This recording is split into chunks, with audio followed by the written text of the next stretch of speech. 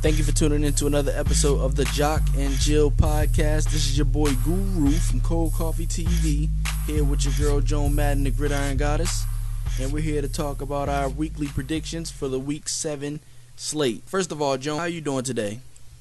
Doing pretty good. It's weeks are really rolling here. Seems like the football season just started yesterday, and Week 7 is already upon us. But any day football is on, any day NFL is on, it's a good day.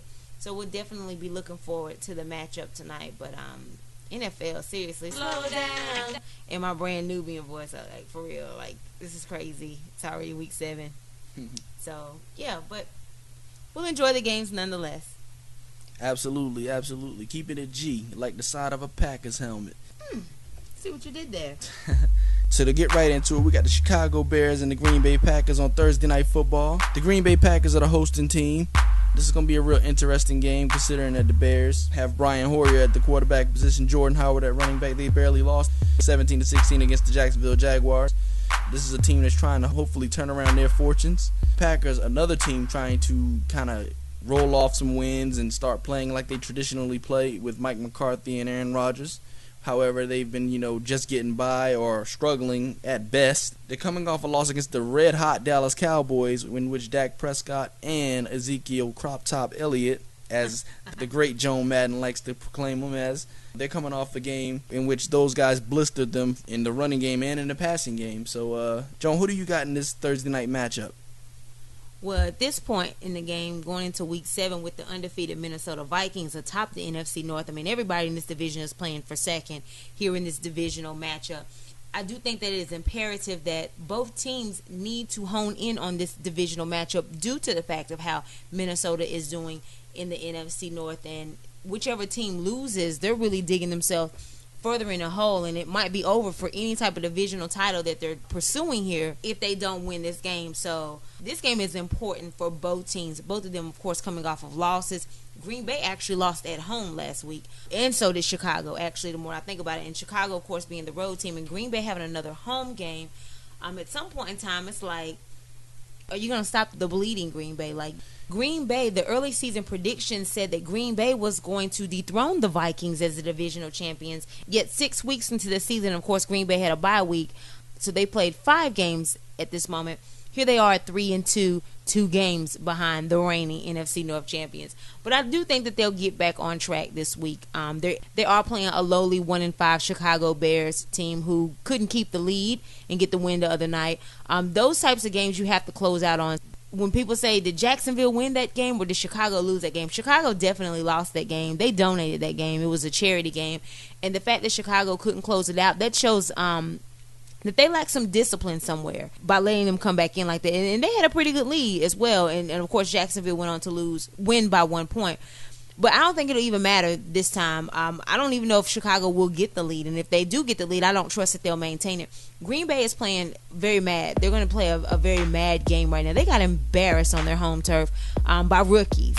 And the fact that Green Bay came into this game being able to hold the opposition at running back to under 50 yards rushing, and here you have Ezekiel Elliott running through you like your Swiss cheese head. Like it works perfectly. The cheesehead mascot definitely worked perfect for you guys on Sunday because they ran through your holes of cheese there. It was very symbolic that you were the cheeseheads, and that's exactly what Ezekiel Elliott did. Ran right through all of the holes that your cheese provided to him, and he got his grub on. I mean, he wasn't supposed to shred you guys like that. Again, more cheese puns here, like as in shredded cheese. He was not supposed to shred you guys like that. He wasn't supposed to grate you guys like that. Again, rolling with the cheese theme here. Yeah, he made you guys grated cheese. But again, I think that you guys will get back on track here. You are playing another rookie at the running back position with Jordan Howard. I don't think he'll have the numbers against Green Bay as he's had. Again, he's played phenomenally. One of his biggest games was against the Colts, and they can't stop a nosebleed at this point in the season, so no surprises there. But I do think that Green Bay will get back on track. Dom Capers, you have a call on line 1.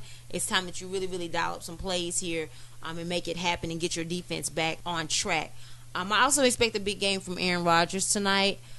I thought that Dallas would have took a little bit more advantage of their undermanned secondary last week, but they didn't need to. Aaron Rodgers is more of a throwing type quarterback coming into this game with 10 touchdowns and 4 interceptions and close to 1,200 yards. Those are kind of minimal numbers for him after playing 5 games, that is, and he only has like 1,170 yards, give or take. Yeah, that's below average for A-Rod, but I do think that he'll get off tonight, pick apart that secondary, that depleted secondary a little bit. I trust Mike McCarthy way more than I trust John Fox at the coaching position. So, yeah, I'm looking at Green Bay to be victorious, probably by about 10 in tonight's divisional matchup. I do agree with that take, considering that the Green Bay Packers have been struggling. I expect for them to definitely get back on track. One of my favorite all-time sayings is, it's hard to keep a good man down.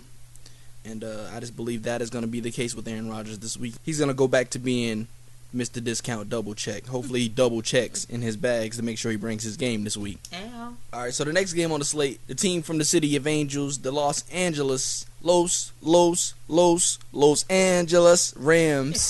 hosting the New York Giants Sunday at 9:30 a.m. This is a tale of 2 different teams headed in 2 different directions, although both teams are currently sitting at 3-3. However, the Los Angeles Rams were currently just leading the division a week ago. It was all good just a week ago. We did not have that plan. Oh, my God. They're in the division with the Seahawks and the Cardinals. They're in the tough division. So are the New York Giants. However, they're sitting at the bottom. Started from the bottom, but they ain't there yet. They're sitting at the bottom of the NFC East, or like the NFC least, like Joan Madden would say. But the New York Giants are sitting at 3-3 at the bottom of the NFC East. Eli Manning right now is complaining about Odell Beckham's antics and making just as many mistakes probably on the field as Odell's making off the field. So, the Giants, are a team that's in disarray at this particular moment. And the Rams seem to be a team that everyone was expecting to be in disarray. But they showed up this year and started playing some solid football. That's what I meant by 2 teams headed in 2 different directions. A team in the New York Giants who has such talent on offense, and a team in the Los Angeles Rams who have such talent on defense. So, Joan, who you got in this matchup? Well, first of all, I love the fact that this is the second game of the season in London. It's just week 7. Not so much to getting up at 9:30 to watch the game, but hey, I love football. I'm committed to football, so I'll take that L. But yeah, I really love the international appeal here. And again, like I said, the fact that it's in London, love it. So keep it going, NFL. Definitely a fan of that.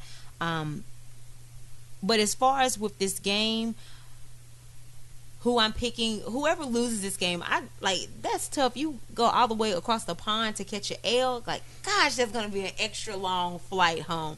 And I think that the recipient of this L and that long flight home, let's take a long flight across the pond. Now, I was just paraphrasing Jill Scott there, but no. I really think the recipient of this L will unfortunately be the Giants. And this is a team I kind of have been rocking with. I actually had picked them to win the NFC East. Because this is a division that you can go 9-7 in and win the division, get into a playoff game. So that's why I kind of classify them as the NFC least, and the Guru agrees as well. I mean, that's just what history shows.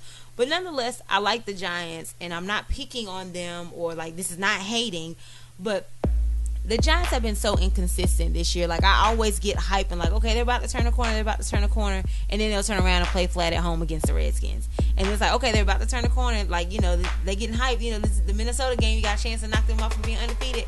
And then you got Odell molesting the net. I mean, I'm just saying, the dramatics associated with this team, I am exhausted.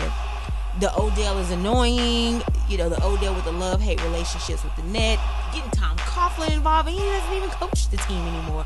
I'm just saying, I'm just over the antics here. And I actually think that those antics are becoming more of a distraction for the Giants, and I think that's a part of the reason why they'll lose as well. Now, of course, LA is coming off of a heartbreaking, for lack of a better word here. It wasn't playoff implication or anything, but they could have won that game.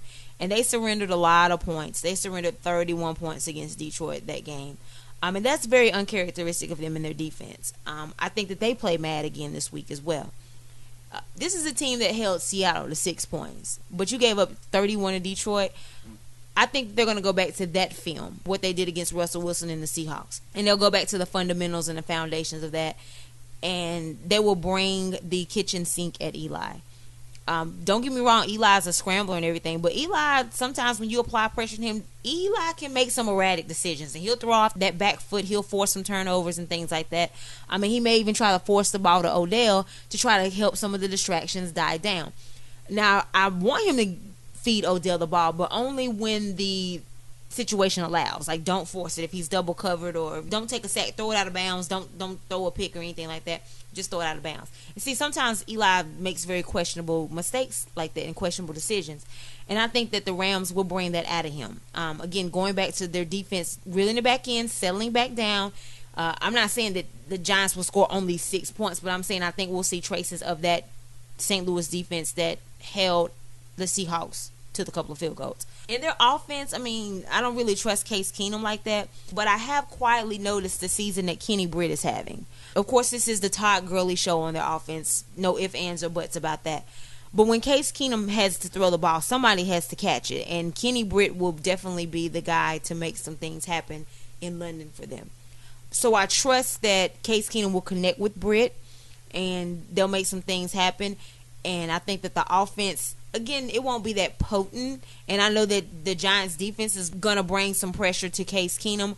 But the reason why I'm giving the Rams more of a benefit here, I think it's going to come down more to their defense deciding this game over the Giants offense. And I like the Rams in a tight one. Again, I agree with that take on a matchup with Joan, Madden, and Gridiron Goddess, considering that the Giants just came off a game where they were blistered by Terrence West for 87 yards and 2 touchdowns. This is Todd Gurley we're talking about. I don't think that they're going to like Todd Gurley if they didn't like Terrence West. Right. Former Offensive Rookie of the Year, Todd Gurley. Right. The Rams want to run the ball and want to play defense. You know, the defense on the Rams happens to be a little bit nastier than the Ravens defense. You know, we're talking about Robert Quinn. We're talking about T.J. McDonald. We're talking about Tremaine Johnson and, you know, Ogletree, the guy who's orchestrating it, the former New Orleans Saints defensive coordinator, Mr. Headhunter himself, a guy who's very familiar with Mr. Eli Manning. That all in their favor, and Jeff Fisher took in a lot of slack, you know, the last couple of years for the Rams, you know, being a bad team, but he's always been able to coach defense. Mm-hmm. So I think that the Rams will be ready for this game, and they will definitely end up taking this game by 10. I'll say by 10 points.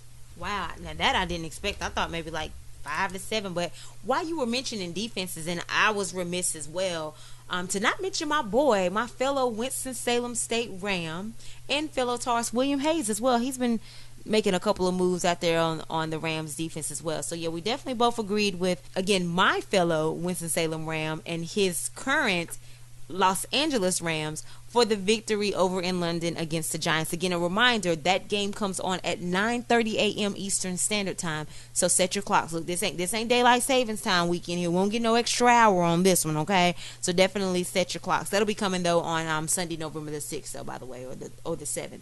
One of those 2 dates. But yeah, the first Sunday in November. It's the 6th because Election Day is Tuesday, November the 8th. That's right. So Sunday, November 6th will be our daylight savings time, by the way. Now, moving on to finally the first of the 1 o'clock games on the slate. And, of course, again, because we break this up into segments, we're only going to talk about the 1 o'clock games. And we just talked about the Thursday night game and that 9:30 game. But the first 1 o'clock game on the slate is a divisional game in the AFC North. The Cleveland Browns, unfortunately, with an 0-6 record at the moment, and the Cincinnati Bengals, your pick to win the AFC North, face off against each other at Paul Brown Stadium Sunday at 1 o'clock, a home game for the Bengals. So, Guru, this will be the Browns' first win of the season, right? You're confident. This is your boy, Hugh Jackson, coach of the Browns. Your boy, Terrell Pryor, used to play for the Raiders, Ohio State's finest. Well, that may be what he feels like, but I'm sure Ezekiel Elliott disagrees, and Carlos Hyde does as well. But in his mind, you know, because he made the proclamation that they could win 13, they could reel off 13 in a row, and he's still on the goose egg mark from that. But this is a game that they could possibly win. The confidence, Terrell Pryor should probably speak confidently about this game, right? They're going to win, right?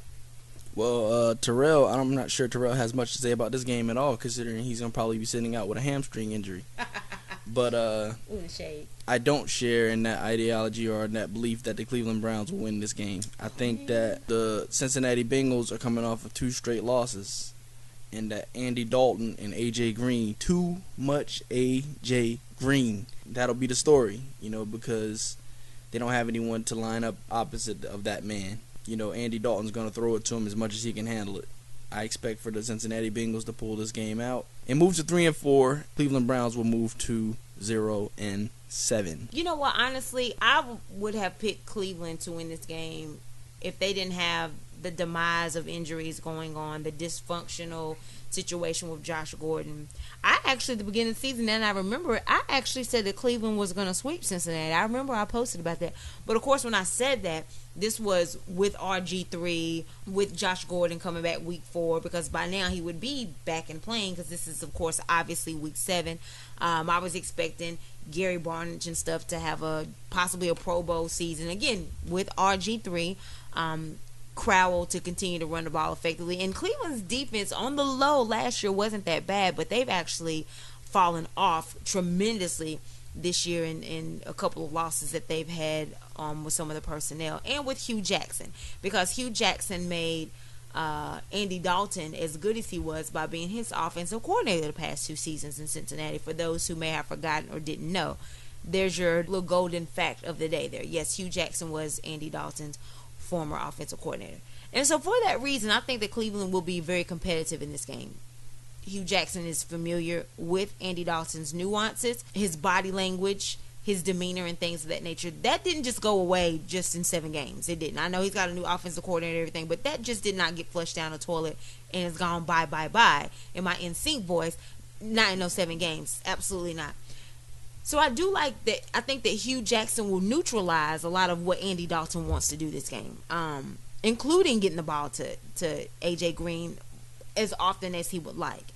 Now I expect 100 yards from A.J. Green, don't get me wrong, but the performance that he had against Miami and stuff, I don't think we're going to see that A.J. Green. Because I think Hugh Jackson's game plan will be to, again, neutralize Andy Dalton and you cannot stop A.J. Green. And, of course, he was the wide receiver that I named as the number 1 receiver in the league currently. So I definitely don't think that you'll be able to stop him, but I think that he will try to put a little comma on what he'll try to do, a little pause there on what he's trying to do, and take him out of the game. So Andy Dalton may have to focus on some other offensive weapons in this game. And for that reason, I think that Cincinnati will win, because even if you take A.J. Green out of the equation, again, contain him, not stop him, but contain him, Andy Dalton does have other weapons at his dispense. I think they're probably going to do a good job with the tandem of their running backs. I expect Hill to get off this week. I expect Bernard to get off a little bit this week as well. So I just think that Cleveland just does not have enough manpower to stop what Cincinnati is going to do. I think there'll be some damper in A.J. Green's numbers, but I still think that Cincinnati's offense will be able to derail him. And I know Cincinnati, again, is mad, like you alluded to, losing 2 straight. They're going back home. Vontaze Burfict's been fined $75,000 for that hit, which was, I'm like, wow, really, seriously? I'm kind of shocked at that, and I'm a Steelers fan. I heard some of my fellow Steelers fans saying he should be suspended. I'm like, are you kidding me? Seriously? I don't even think he should have got fined. But nonetheless, Burfict will play mad as well. And unfortunately, a winless team is going to be who catches the brunt of this. I think that Cleveland will be competitive. They'll play with pride. Again, like you said, with Terrell Pryor, his situation is still questionable. The thing is, with a hamstring injury, you just never know. You can be out there running for a while and it just give out on you again. It's a nagging, reoccurring, unpredictable injury. And more reason why Terrell Pryor should have kept his mouth shut by saying that, because now you're going to be a cheerleader from the sidelines. I guess you can say we'll win with the clipboard in your hand. Sure. But yeah, I think Cincinnati will win probably by 10 on this one. Again, returning home, and they're mad with their 2-game losing streak. And unfortunately, Cleveland, you may be 0-7. I'll look for you guys to maybe return the favor when you play at home in Cleveland. And of course, I wanted to pick you guys to sweep them. That was my bold prediction for the season. But just too much has happened in the meantime and in between time. All right, so on to the next game on the 1 o'clock docket. A game between 2 teams who both just won last week. Detroit with that 3-point win over the Rams, and the Redskins with their 4-game winning streak. A huge divisional win over the Eagles. Now, of course, I was big upping the Redskins early this week with my appearance on Good Morning Washington. I'll tell you the things that the Redskins can do to win this game. If they listen to me, then I think that they'll win. But I don't think that they will. Again, unless they listen to me. Here's the thing about Detroit. They give up a lot of touchdowns to tight ends. And I know we're monitoring Jordan Reed's concussion situation. But hey, we had an appearance by Vernon Davis in the end zone last week. And because, again, Detroit gives up so many touchdowns to tight ends, this could be a lopsided mismatch that the Redskins could incorporate in their offense. Listen to me, Redskins fans, okay? And Redskins coaching staff and personnel. Look, I'm still kind of oozing Redskins juice with me, with the great time that I had Monday, and I'm very grateful for it. So I'm still kind of riding high on y'all. So roll with me here. Josh Norman needs to stop talking about the Carolina Panthers as well. That's one way that can help you win, and just focus on your team.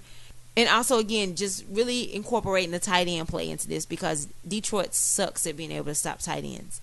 And then you've seen how many yards and points they've given up. Come on, 28 last week to the Rams, to Case Keenum and company. Are you serious? Can you just imagine what like a Tom Brady would have done to that defense? So take advantage of it.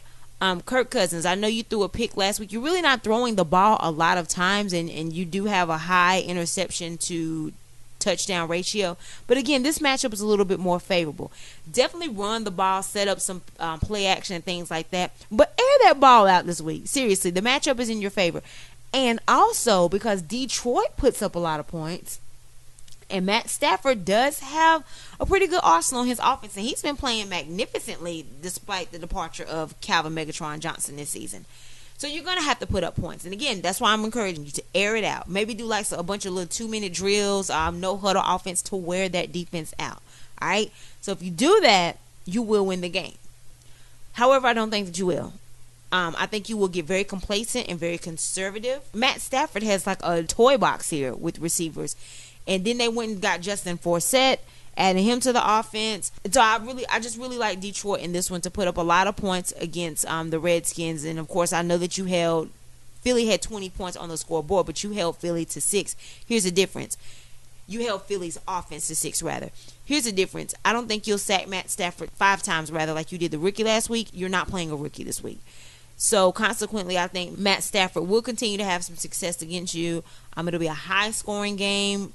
I think that Detroit will be victorious at home. First of all, shout out to She. I see what you're doing up there in Flint. I definitely have to disagree with that sentiment. I think that the Washington Redskins are rolling right now. I expect for them to match up Josh Norman with Mr. Marvin Jones, the hot receiver, and I think that Golden Tate underneath will be guarded by, Bashard Breeland. Anquan Bolden, that does leave him, but they do have a matchup for him as well.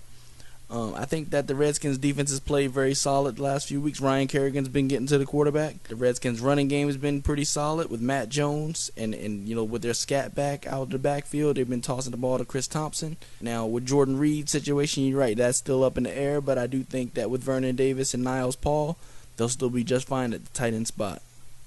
I expect for Washington to pull this game out and continue their streak, considering that they know that this is a must-win because the Cowboys only have one loss at this moment in time, so the Redskins have to keep winning to try to make sure that they keep pace with the Cowboys.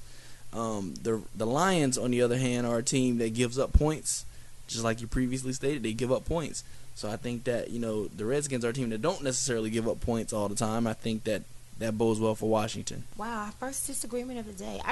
I don't trust the Redskins' offense to put up those points. Like, you know what I'm saying? Like, the opportunity is there. Like we both said, Detroit gives up points. But Kirk Cousins, are you going to take advantage of that? They still got Deshaun Jackson?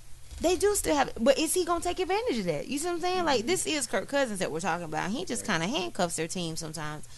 I don't know. I hope that they do. Again, I'm rooting for you, Washington. You were very, very good to me. I like Detroit as well, again, as I've stated, with Caldwell and Ebron. It's going to be interesting. But I think you bring up some valid points, and that could ultimately be the reason why Washington wins as well. Now, moving on to your boys. Also playing at 1 o'clock. The Jacksonville Jaguars playing host to your Oakland Raiders. Of course, in your mind, mentally and physically, you're playing a 10 a.m. game. But you've had success coming in the East Coast earlier this season. You've done Baltimore playing at 1 o'clock, 10 o'clock your time, and you won that game. This seems like it's a little bit more of a favorable matchup for you guys. Of course, Jacksonville won last week, a come from behind victory. So they're looking at this like, okay, that's a little bit of momentum. Let's try to do 2 in a row. Will Jacksonville get 2 in a row? Your boys are going to bounce back from losing to Kansas City this week, right? They want, just like they lost on Sunday and Jacksonville won, they want to do some role reverse, right? And they're going to make that happen. Oakland's going to win this game, correct? I definitely believe that's going to happen. I believe from listening to Derek Carr and some of the other guys, talk about that loss to the Kansas City Chiefs, they're on edge at this moment. And Latavius Murray, it was looking like Latavius Murray will be back for the Oakland Raiders this week. That's a very valuable player to our offense. He was a Pro Bowl running back last year. When you welcome back that kind of talent, it changes everything. I expect for the Raiders to roll in this game. We're going to go to Jacksonville. We're going to shut things down. Ooh, I like the confidence there. And, of course, another one of the projects that I'm involved in because I love football. It is my boo. It is my homie, lover, friend, the alpha, the and the omega, the sunrise and the sunset. So I'm trying to have my hand in everything with football. And one of the things I'm involved in is being on a Jacksonville radio station every Saturday morning and giving my predictions. Of course, obviously, they have me pick the Jacksonville game. The host is a Cowboys fan, and he wants me to pick upsets. Now, every week, well, except the Green Bay game, but I did tell them that was going to be a close game, and I was accurate. And every week after that, Jacksonville has had a game, I've picked Jacksonville. Of course, I was wrong when they got blown away by San Diego. The next week, they beat the Colts, and then they had to bye, and then I picked them to beat Chicago, and they did. But this was going to be hard for me to ride with Jacksonville. And I love picking Jacksonville again. I'm very grateful to be on the radio station with them and everything. And I really try to find every reason in the world to be like, Jacksonville's going to win this game. To be accurate, but also, for the fans. But also I'm being realistic when I'm making the picks, But I can't do it this Sunday. So if anybody in Jacksonville is listening right now, you're hearing it today, and you're going to hear it again on Saturday. I got to ride with Oakland on this one. If Oakland had a won last week, maybe. But I just really don't think that Oakland will lose 2 in a row. Not with the way that Carr's playing, and then as the guru alluded to, Murray is coming back. Boy, I will tell you where Jacksonville, where you will be able to have success this week, and see, Blake Bortles, you never listen to me. Oakland gives up a lot of passing yards, okay, and a lot of passing touchdowns, all right? You have a 4-headed monster in your receiving core with Lewis and Thomas at tight ends, Robinson and Hurns at wide receiver. There's no reason why you shouldn't have a 300-yard game every single week, but you haven't. And it's really, really mind-boggling to me why you don't. But hopefully, like I had mentioned with the Redskins and Lions game, this is a platter for you, right? This is a great platter of food for you right here to dine on. Like, seriously, it's set up for you on a silver platter. You going to take advantage of this or not? Okay? Now, I think that you could statistically have a good game, but I still think that Oakland will win. I like Oakland's offense on this. And I do know the changes that Jacksonville made in the defense in free agency with Malik Jackson, to Sean Gibson, things of that nature. But still, I just really like Oakland's offense. I love Amari Cooper. Crabtree is looking like, with him now being in Oakland instead of San Francisco, we're seeing really, really good flashes of Crabtree now. Again, and Murray as well coming back. So that's the reason why I'm giving them the edge, and because I don't trust you on offense. Like, seriously, bruh, like, when are you gonna really take flight? Because I've been riding you and I've been rooting for you. Like the episode of America's Next Top Model when Tyra Banks went off on the girls, we were all rooting for you. Like, Blake Bortles, we are all rooting for you, but you have not showed up yet. And I don't know, like, maybe you'll show up this weekend, but again, I don't think it'll be enough. Because I like Oakland's offense on this one. And I think that will be the defining reason why they win this road game and snap your streak, your 1-game winning streak. But nonetheless, like I said, I root for you. I cheer for you. I'm very grateful to the city of Jacksonville and the residents there for having me on every Saturday. But the odds are just against you on this one. And I have to roll with Oakland. All right, and moving on, sticking in your division, the AFC West. Now, I know that you want Kansas City to lose, and they're playing the Saints at home, and we all know that Arrowhead is a tough place to play. Mm-hmm. But again, I know this is something, I don't know when you make this pick if you're going to be making it realistically, if you're going to be making it with your heart. But let the people know, Guru, who's going to win this game between the Saints as they travel to the Chiefs, and why? Drew Brees is coming to Kansas City. I expect for the Chiefs at Arrowhead to dominate this game. I don't like the New Orleans Saints offense or defense this year. I mean, even though the New Orleans Saints offense has still been putting up points, he doesn't have a dominant playmaker. traditionally Drew Brees has at least one guy that you can really just say, like, this guy's unstoppable. A la Jimmy Graham, used to be Antonio Gates. He's always had, at least one guy that you can really just pinpoint. He used to be Marcus Colston for a little while. This offense doesn't really have that one guy that's an unstoppable player. He has 3 or 4 good players, and that could bode well for them at Arrowhead, but I don't like any team going to Arrowhead. Right. I think that going to that field, the Chiefs, they're a whole different monster. I think that, they're in a similar vein to the Seattle Seahawks. When you go to their field, it's just hard to get anything. The fans are crazy. It's loud in there. The team plays like they're just invincible. All of those things, will bode well for them. The one advantage that I would say that you would have is on defense. You're playing against Alex Smith, but, with Jamal Charles and Spencer Ware out there, and the Saints being a defense that you can just kick off your shoes and relax your feet. Hey. Not escape on them there. Ow. To me, that bodes well for Kansas City. I expect for Alex Smith to find Jamal Charles and Spencer Ware all day, and any way he wants to find them, and everything to go to Kansas City Chiefs' way at Arrowhead. And for the third game in a row that we're talking about, here's another opportunity where a quarterback has a golden chance to take advantage of a weak pass defense.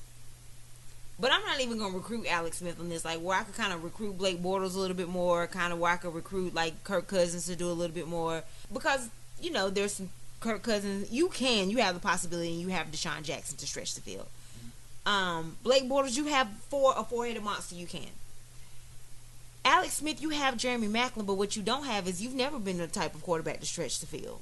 You just don't air the ball out there. You do a lot of safe, conservative, underneath stuff, and that's why your passer rating and completion rate is so high.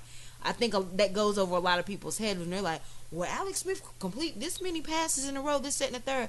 Well, I guess so when it's 17-18 as opposed to 71 and 81. Yeah, sure, of course. That's easy to do. And so, again, you have an advantage here. I don't think that you're capable of taking advantage of it. I hope that you are. And honestly, I'm going to talk about you in my Fantasy Fulfilled video for Week 7 that'll be out on Sunday as well on the ESPN Network, produced by Cold Coffee. Squeeze those plugs in there real quick. Yeah. But nonetheless, again, your situation is a little bit different than the other two quarterbacks. They're capable. They have the talent. That's not how you roll. And again, this is a golden opportunity. It's set up for you, but you won't take advantage of it. So I don't think that your offense will do as much as you should in the opportunity that you have here. Excuse me, your passing offense it is. Running, you probably will do so because, again, this is a New Orleans team who really can't stop anybody, If it's a red light, they still can't stop. Like, seriously, they just can't do it. If there were a traffic cop, they still couldn't stop. They can't stop anybody. It doesn't matter. This is that type of New Orleans Saints team that you're playing. So I'm not going to give you guys the edge on offense on this. This is still Drew Brees, and he's playing a stout defense, don't get me wrong, but he's going to air the ball out. I mean, this is Drew Brees, and this is Sean Payton. That is their philosophy. But the one thing that I am looking at the advantage for Kansas City, and I found out an interesting stat today. Since 2013, the Kansas City Chiefs defense has allowed only 23 rushing touchdowns. Again, we're going into the fourth season of this. They did with 2013, 14, and 15. This is now the fourth season in a row. 23 rushing touchdowns. That's phenomenal that rush defense has allowed just that. And so, therefore, you won't get much points from running the ball in, Drew Brees and company, unless maybe like if you're at the 1-yard line. So that's another reason why Drew Brees is probably going to pass. I mean, he knows what that rush defense is about. And essentially that will make the Saints one-dimensional. Now, this is a great quarterback to have to make them one-dimensional. But I don't expect like Kobe Fleener to have a good game this week, even though I predicted that he would last week, and he did on my Fantasy Fulfilled. Hallelujah. But I don't think he'll have that good of a game this week. Yeah, with Eric Berry there, and then like Derek Johnson, Tamba Ali. So I don't expect also like Willie Snead, Brandon Cooks to get off. Now I know Mike Thomas has been making some plays in the end zone, connecting and getting the points, and he probably may because he has emerged as such, and I think Drew Brees will continue to target him. However, I don't think it will be enough for the Saints to win. I think Kansas City will continue and get themselves another win and be victorious there in Arrowhead. Again, a tough place to play. So that's another reason why I think that Kansas City will go on and be victorious. All right, so moving on to the next game on the slate. Still, again, we're just picking the 1 o'clock games right now. We'll come back to you with the next installment, and we'll break down the 4 o'clock games for Sunday, the 8:30 on Sunday night, and the Monday night game. But again, sticking with the 1 o'clock games, moving right along, an interesting divisional matchup between two teams of the AFC least. AFC least, yeah, because, you know, when the Patriots have won the last 7 seasons consecutively, like, did you at least pinch the bitch? You know, in the Players Club voice, like, what's his name? AJ Johnson's his real name, but, you know, he was easy on Friday. Did you at least pinch the bitch? Because, I mean, the Patriots have won this division 7 years in a row, so yeah, AFC least. We're going to go with that. But Buffalo, even though this is the AFC least, Buffalo has gone on to reel off 4 consecutive wins. And Miami is coming off of a huge home win against the Steelers. And the reason why it's even more huge, they had a 200-yard running back. They got their second win of the season. They held Pittsburgh to 15 points, and they knocked Ben Roethlisberger out for a significant amount of times as they go into the meat of their season. That one hurt, but hey, I gotta keep it real. Now Buffalo's at home again. Surely Miami will win a second home game against a hot Buffalo team, correct? I definitely don't believe that that's going to take place. I think that Tyrod Taylor, his ability to scramble is, you know, going to be a difference maker in this game. You've got Mario Williams, you've got Cameron Wake, you've got Sue, but, you know, they don't face guys like this all the time, you know, who can run as fast and whose ability to scramble is the equivalent to probably 96 Michael Vick. And they both went to Virginia Tech. Vitek, shout out to Vitek. No doubt. But, you know, that combination of LaShawn McCoy and Tyrod Taylor is really starting to gel right now, and that's the reason why Buffalo's offense is starting to really rise, you know, in terms of production. And the defense, this is what we expected from Rex. You know, them first 2 weeks, we don't know who this guy was. But, you know, the defense has been sacking quarterbacks and forcing fumbles and making plays all over the place. You know, this is a nasty defense all of a sudden. So, which, I mean, it really isn't all of a sudden because this is what was expected from Rex Ryan. Right. You know, he's got this defense playing great, and he's playing great against a quarterback who's just been, you know, blah. He's been MIA. You know, we don't know who this guy is. Pun intended. MIA. Miami. But Ryan Tannehill has just been god-awful this year. Just to say the least. I mean, you know, people have been calling for his job, you know, since earlier in the season. And Adam Gase said that this will be the quarterback for the rest of the season. And it's just, you know, even though they won that game against Pittsburgh, you know, this guy did absolutely nothing. I could have went out there and won that game for Miami because, I mean, I can't even throw probably past 40 yards. Apparently neither can Tannehill. You know, with that being an ailment for the Dolphins, you know, they're not being able to get the ball down the field and make plays. I think that's a bad combination coming into this game against the Buffalo Bills. A defense who's been attacking quarterbacks the way they've been attacking them. I don't expect for this running back, Ayaji, to be able to get no 200 yards. He's not going to probably get 50. Not against Rex Ryan's defense, you know, knowing that Ryan Tannehill can't make a play. So I think that Buffalo comes into this game in Miami, enjoys a couple mocha lattes and, you know, a couple of those, you know, specialized drinks down there in Miami, and win them a football game and go back home like it was a vacation. Ow. I'm definitely going to agree with you on this. I think Buffalo goes on to win their 5th consecutive game.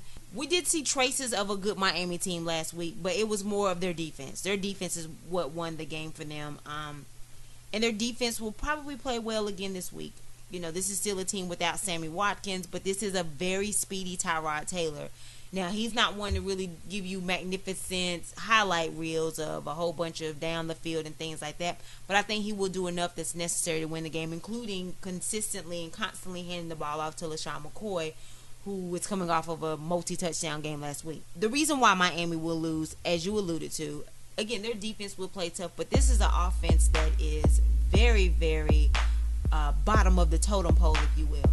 And I hate to say that because I had such high expectations with Adam Gase connecting with Ryan Tannehill. Because I like Ryan Tannehill. I've actually felt sorry for Ryan Tannehill. Like, dang, the guy ain't really had no star receiver. The guy ain't really had no star tight end. I mean, Lamar Miller really didn't do as much as he should have with him. So I've always kind of rooted for him more of as like a charity case situation here. But I'm going to have to, like, I cannot throw a pity party for him anymore. Like, you just suck. I still think that you need a big play receiver and tight end and everything.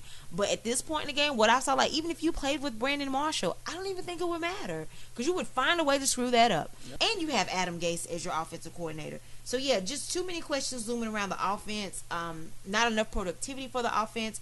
And the fact that this is a Rex Ryan ran defense. Again, like you said, they were kind of missing the first 2 weeks. He got some of the health back with the rookies that he drafted. The defense is a lot more healthy now. They're reeling off. They're coming out in here on a 4-game winning streak. Rex Ryan has picked up a couple of pounds, which I said probably, look, they don't like you when you're skinny, honey. You don't have much success when you're skinny. We like big Rex Ryan. So keep on gaining a couple more pounds too, because that seems to be going in your favor also. But again, I do think that, agreeing with the guru here, Buffalo will be just fine and coast and win in Miami.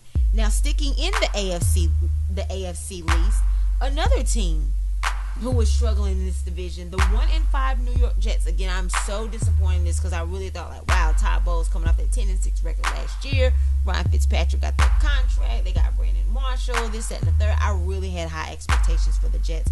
But they have been grounded much like the Jets have, and I have pun intended with that. I mean, like, you know, at this point in time, this Jets can't pass airport security. There's no need for them to be flying high. Just keep them grounded.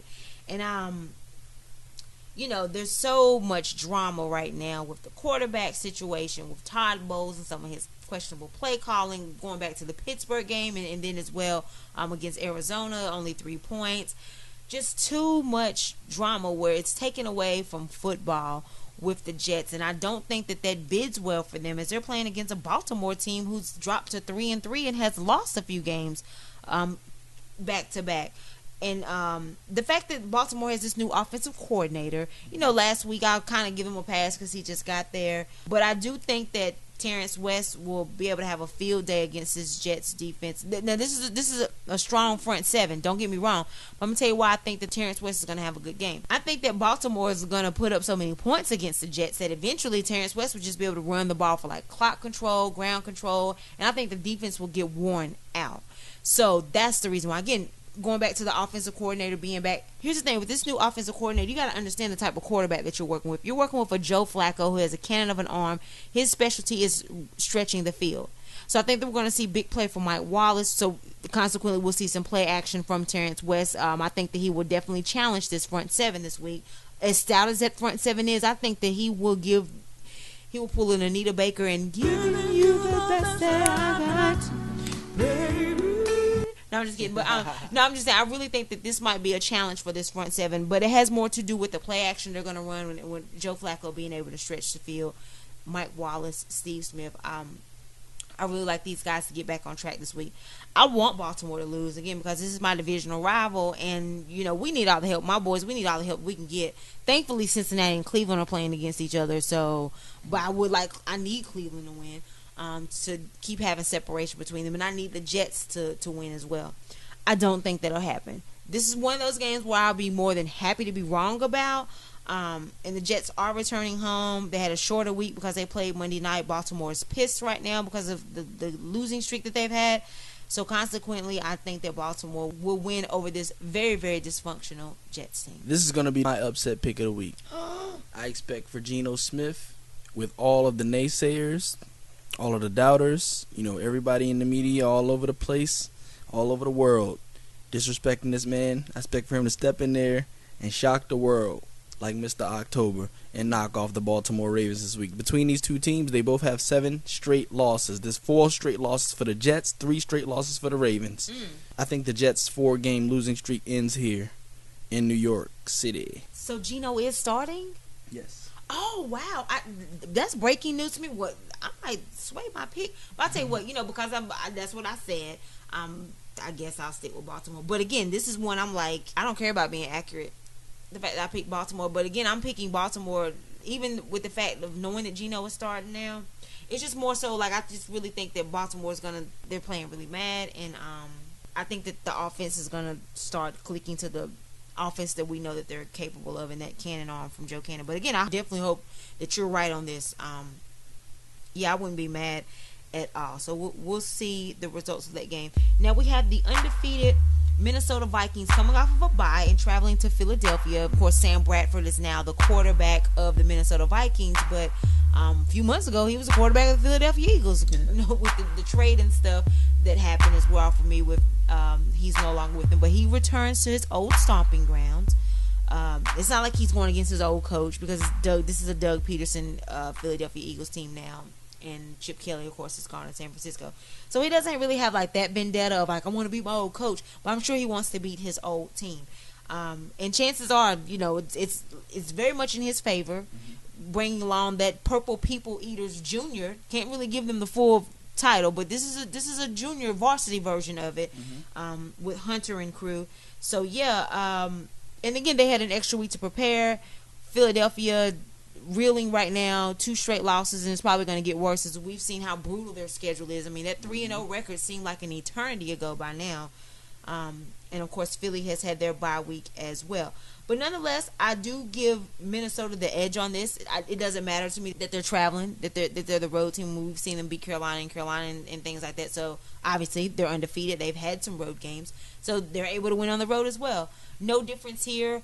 Sam Bradford, now he's going against a strong secondary. That's one thing about Philly. Their secondary is pretty doggone good.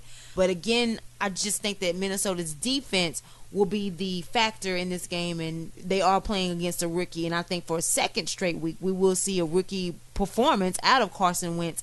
You think that Washington sacking him 5 times was something?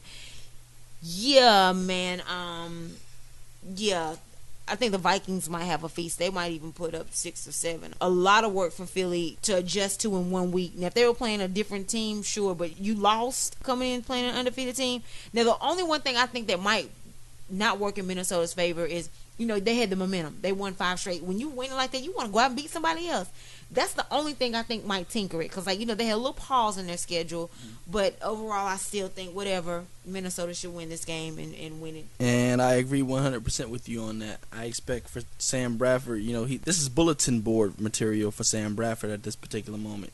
This is the team he wants. This is his Super Bowl. Mm-hmm. Whether they get to the Super Bowl and win it or not, I'm sure this game right here is a game that he really wants. Mm-hmm. I'm expecting Sam Bradford to go out there and play his best game of the season. Great defense travels. So I expect for the Minnesota Vikings to be, just who they usually are. And step in the name of love. I did not expect that one. But I expect for the Minnesota Vikings to roll in this game and win this game by double digits.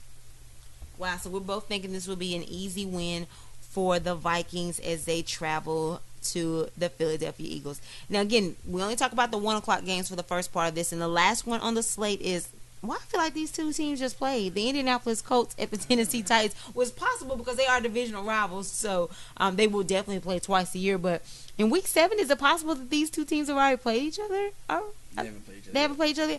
No, okay. It's Indianapolis and Tennessee last. Indianapolis and Houston Texans. Okay. Sorry, the season's going by so fast. It's all merging. But yeah, the Colts visit the Titans on this one, and this is another team where it's so much more stuff going on off the field. Like, after the games are over, the locker room talk, the controversy with the coach, the play call, and the controversy with the GM. Like, too much drama. Like, when does the movie come out? At this point in time with a few of these teams, and the Colts is one of those teams as well. Like, look, are y'all playing football, or like is Steven Spielberg on set directing this? Like, have you sent the script to Hollywood at this point in time? Like, too much drama. Right. And again, this is another one of those situations where I think the drama will overtake what's going on the gridiron. I like Tennessee in this game. What I'm expecting, I know they want to make Mariota more of a throwing the ball type quarterback, because hey, that's typically what quarterbacks do. But they're winning games with Mariota scrambling. Mm-hmm. They're winning games with him coming out of the pocket, scrambling, doing some little bootlegs. He's scoring touchdowns. He's gaining yards and running. Yep. And I think they need to stick with that philosophy. It's opening up the passing game. It is opening up the passing game. And as a result, though, I'm going to tell you another reason why they need to stick with Mariota running. You're playing a Colts defense that has absolutely no run defense. I mean, Mariota, you could be the leading rusher in this game. I know you got DeMarco Murray, no disrespect to him, or Henry on this, the rookie. But this could be a game where you could be the leading rusher. I mean, everybody just come on down. Everybody, you get some rushing yards, you get some rushing yards, you get some rushing yards, and Oprah Winfrey voice hear it. So, hey, Mariota might give us a good 60 or 70 rushing yards in this game and a touchdown. But nonetheless, just the Colts, again, I just think it's too... You're bombarded with other stuff right now to where, like, the focus has been taken away from the games that you play. You lost a game that you should have won on Sunday night, and I don't think that you're over that. And I don't think that you'll be able to succeed in this game either. Again, I think this will be another divisional loss for you. But unlike the other game where you had the lead and had the chance to win, I don't think that you'll be as fortunate against Tennessee. I think that they will have success in winning this week as well. You know, I'm rooting for the Tennessee Titans considering that was my divisional pick. But the Colts are on like a 6-game losing streak or 5-game. What is it? Something crazy. Wow. You know, now, understand that the Colts defense is, you may as well set you up a buffet table in the field. Okay. And let everybody come on out there and get them a plate because, that's how much they giving up points. I think that Tennessee, with their coach, don't really believe in him anymore. I guess considering that, you've always spoken that, Joan, that their coach is a mistake waiting to happen. I think this is a game that they're supposed to win. This is a game that they should win. But I just think that the Colts will end their losing streak this week. And I did not expect that. I think that the Colts will end their losing streak this week. And the great Andrew Luck will be crowned again as, the next great thing in the league. Insert sarcasm, okay? If you've been paying attention to our podcast, he's definitely speaking sarcastically here by calling Andrew the Great. Yeah, we believe more of Andrew Unlucky as opposed to Andrew Luck here. So yeah, definitely insert sarcasm there. But nonetheless, that is going to wrap up the first part of the segment for the Week 7 games. Again, we only talked about the early set of games. We'll be back with you again to complete the slate for Week 7 and give you our thoughts and our picks on those. Guru, tell the good people how, being very charming and a lot of personality and charisma on here. Tell the people how they can get a hold of you, when they want you to direct on set and things of that nature, give more personality and good insight here. How can the people get a hold of you? Like us at Cold Coffee TV on Facebook. Follow us at Cold Coffee TV on Twitter. Subscribe to us at Cold Coffee TV and Cold Coffee News on YouTube. Run with us or run from us, baby. You know the motto. Al, for me, your girl Latasha Miles, aka Joan Madden, the Gridiron Goddess of SheSB the network. I can be reached on Facebook at Latasha Joan Madden Miles. Again, Latasha Joan Madden Miles on Facebook. On Twitter and IG at she_SPN. Again, at she_SPN on Instagram and Twitter. And the YouTube channel is SheSPN the network. SheSPN the network on YouTube. And I have a book out entitled When Football Season Turns You Into His Side Chick, the ultimate survival guide for relationships and households during football season, available right now on Amazon.com and CreateSpace.com. So we appreciate any of the love and support that you guys have given us so far, and we'd appreciate all the additional love and support from you guys as well. So be sure you continue to like, enjoy, share, comment. We're on SoundCloud now. We have a lot of listeners, and we appreciate you guys also, and also the ones through YouTube. All right? So thanks again so much for tuning in. We'll catch you the next time, and we're out.